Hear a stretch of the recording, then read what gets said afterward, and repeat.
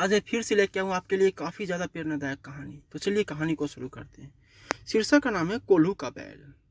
मैंने सुना है एक दार्शनिक, एक तार्किक, एक महापंडित सुबह-सुबह तेल खरीदने तेली की दुकान पर गया। विचारक था, दार्शनिक था, तार्किक था। जब तक तेली ने तेल तौला, उसके मन में यह सवाल उठा, उस तेली के पीछे ही कोल्हू का बैल चल रहा है। तेल पेरा जा रहा है, ना तो उसे कोई चलाने वाला है, ना कोई उसे हाँक रहा है। फिर यह बैल रुक क्यों नहीं जाता? फिर यह क्यों कोल्हू पर तेल पेरे जा रहा है? जिज्ञासा उठी। उसने तेली से पूछा कि भाई मेरे, यह राज मुझे समझाओ ना। कोई हाँकता, ना कोई कोल्हू के बैल के पीछे पड़ा है। यह दिन रात चलता ही रहता, रुकता भी नहीं। उस तेली ने कहा, जरा गौर से देखो। उपाय किया गया है। उसकी आंख पर पटिया बांधी है, जैसे तांगे में चलने वाले घोड़े की आंख पर पटिया बांध देते हैं ताकि उसे सिर्फ सामने दिखाई पड़े, इधर उधर दिखाई पड़े तो झंझट हो। रास्ते के किनारे घास उगा है तो वह घास की तरफ जाने लगे। इस रास्ते की तरफ नदी की धार बह रही है तो वह पानी पीने जाने लगे। उसे कहीं कुछ नहीं दिखाई पड़ता, उसे सिर्फ सामने रास्ता दिखाई पड़ता है। कोल्हू के बैल की आंख पर पटिया बंधी हुई है। उस तेली ने कहा, विचारक तो विचारक।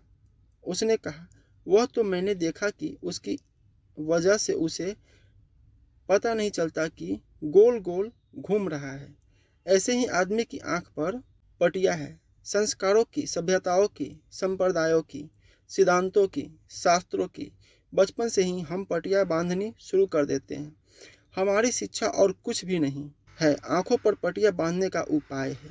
महत्वाकांक्षा की पटिया, कुछ होकर मरना, जैसे कोई कभी कुछ होकर यहाँ मरा है। प्रधानमंत्री बनकर मरना, जैसे कि प्रधानमंत्री बनकर मरोगे तो मौत कुछ तुम्हारे साथ भिन्न व्यवहार करेगी कि फिर तुम्हारी मिट्टी मिट्टी में नहीं गिरेगी और सोना हो जाएगी। कुछ धन छोड़कर मरना, जैसे धन छोड़कर मरने वाला किसी स्वर्ग में प्रवेश कर जाएगा। कुछ करके नाम कमाकर मरना, तुम्हारी मर गए, तुम्हारा नाम कितनी देर टिकेगा?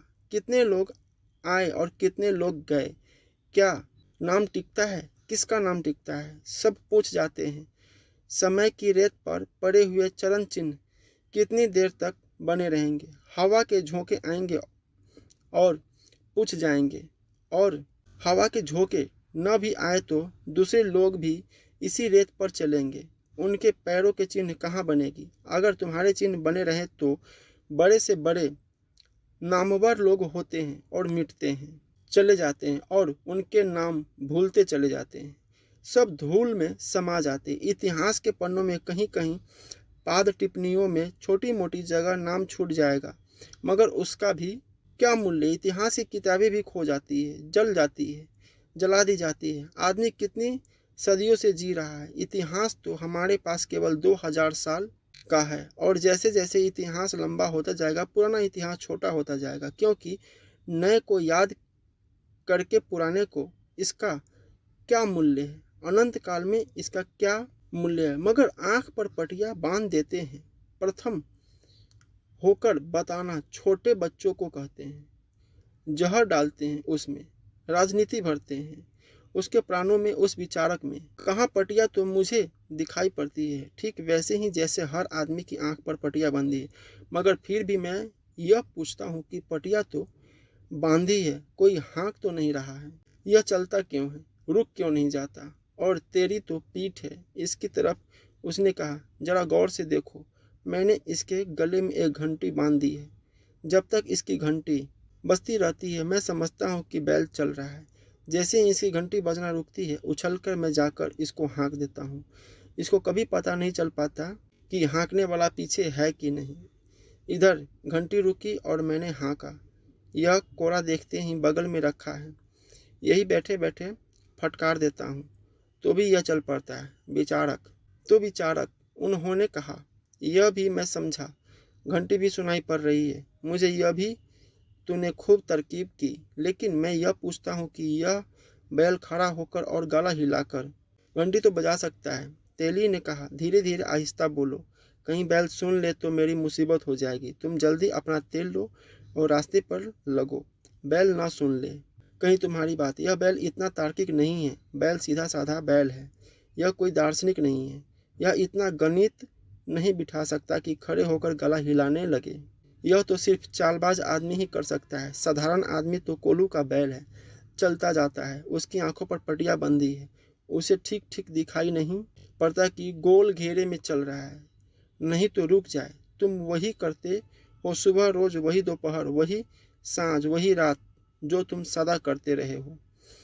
तुम्हें कभी ख्याल में आया कि तुम एक वर्तुल में घूम रहे हो? कभी क्रोध, वही काम, वही लोभ, वही मोह, वही अहंकार, तुम्हारे सुख और तुम्हारे दुख सब पुराने हैं। वही तो तुम कितनी बार कर चुके हो और उन्हीं की तुम फिर मांग करते हो। फिर तुम गोल वर्तुल में घूम रहे हो और सोचते हो तुम्हारी जिंदगी यात्रा है। जरा एक वर्ष का अपना हिसाब तो लगाओ। जरा डायरी तो लिखनी शुरू करो कि मैं रोज रोज क्या करता हूँ, और 4-6 महीने में तुम खुद ही चकित हो जाओगे। यह जिंदगी तो कोल्हू के बैल की जिंदगी है।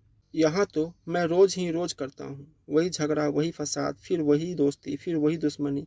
तुम्हारे संबंध, तुम्हारा जीवन, तुम्हारे रंग ढंग सब वर्तुलाकार है। इसलिए तुम्हारी जिंदगी में कोई निष्कर्ष आने वाला नहीं है।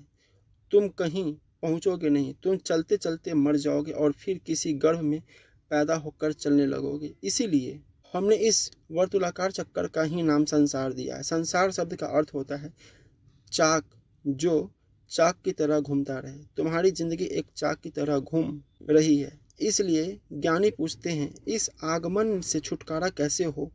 इस चाक से हमारा छुटकारा कैसे हो? यह जो संसार का चक्र है जिसमें हम उलझ गए हैं, इसको हम कैसे छोड़ें? कठिनाई तो तब शुरू होती है जब तुम्हारी जिंदगी में थोड़ी सी झलक मिलती है राह की। आंख तुम्हारी थोड़ी सी खुलती है, तुम्हारी पट्टी थोड़ी सी सरकती है, आंख पर बंधी। तुम में थोड़ा होश आता है, क्योंकि तुम्हारे गले में भी घंटियां बंधी और घंटियां बजती रहती है। तो फ्रेंड्स, कैसा लगा स्टोरी प्लीज़ कमेंट करके बताइए और हमारे चैनल को सब्सक्राइब जरूर कीजिए। मिलते हैं अगले स्टोरी में।